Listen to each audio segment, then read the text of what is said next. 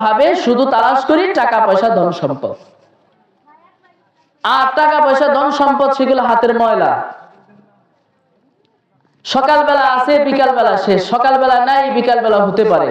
টাকা পয়সা ধন সম্পদ কারো হাতে থাকবে না।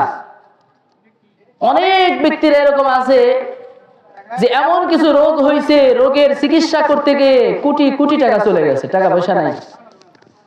আবার এমন গরিব মানুষ আছে টাকা পয়সা নাই কিন্তু তার কোটি কোটি টাকার প্রয়োজন হইতেছে না, অসুখ নাই, অশান্তি নাই, আলহামদুলিল্লাহ জ্বর হয়েছে, একটা নাপা খাইছে, ঠিক হয়ে গেছে। এরকম অনেক ব্যক্তিরা আছে না। আবার দেখা যায় গরিব মানুষ পেট ভরে ভাত খেতে পারে, ঘুমাইতে পারে, কিন্তু বড় লোক মানুষ সাগু খাইতে হয়, সাগু খায় জীবন যাপন করতেছে। তো গরিব মানুষ গলা পর্যন্ত খানা খাইতেছে, শান্তিতে ঘুমাইতেছে। শান্তি কোথায় আছে? টাকা পয়সার মধ্যে যে শান্তি আছে এমন না। তা হ্যাঁ, টাকা পয়সা ধন সম্পদ